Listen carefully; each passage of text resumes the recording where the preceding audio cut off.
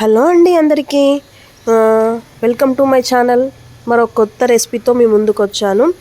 మనకు కంటిన్యూగా second Saturday Sunday 2 days holidays వచ్చాయి కదా పిల్లలకు. ఇక మా పిల్లలైతే అమ్మ ఏమైనా తినాలనిపిస్తుంది చేయంటే సండే నిన్న వెంటనే చికెన్ తీసుకొచ్చి చికెన్ లాలీపాప్ చేద్దామని చెప్పేసి స్టార్ట్ చేశాను.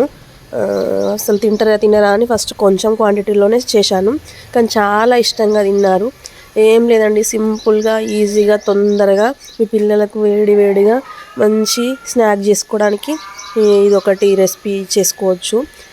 చాలా అంటే చాలా బాగుంది టేస్ట్. ఒక్కసారి ట్రై చేయండి. ఇప్పుడున్న ఈ సిచ్యువేషన్లో మనకు ఈ కరోనా పీరియడ్ అయిపోయిన తర్వాత పిల్లలకి మనం బయట ఏమన్నా జంక్ ఫుడ్ పెట్టాలన్నా కానీ భయం వేస్తుంది బయట తీసుకొచ్చి.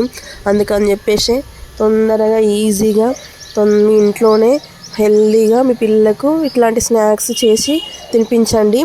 ఆరోగ్యంగా ఉంటారు.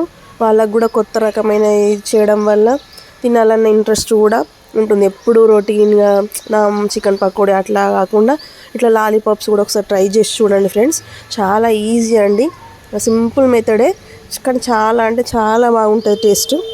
ఇది ఓన్లీ చికెన్తోననే కాదు, ఒకవేళ చికెన్ తినని పిల్లలకి పొటాటోతో కూడా మనము యూజ్ చేసి తినిపించవచ్చు. ఇట్లా సేమ్ లాలీపాప్స్ చేయొచ్చు. నేను అంతకుముందుకు పొటాటోతో కూడా చేసిన రెసిపీ నా ఛానల్లో ఉంది, అవసరమైతే ఒకసారి చూడండి ఫ్రెండ్స్. అందులో కూడా ఇవైతే అసలు చాలా అంటే చాలా బాగున్నాయి టేస్ట్. మా పిల్లలు అయితే చాలా బాగా ఎంజాయ్ చేశారు.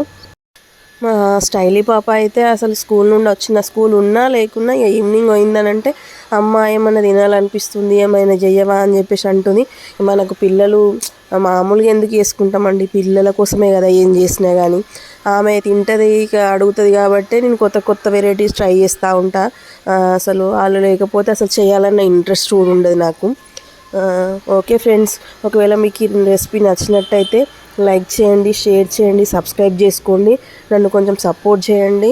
ఇంకేమన్నా చిన్న చేంజెస్ కానీ ఇంకేమన్నా మార్చాలనుకున్నా కానీ మీ కామెంట్ రూపంలో నాకు తెలియజేయండి ప్లీజ్ ఫ్రెండ్స్. మీ సపోర్ట్ కావాలి నాకు.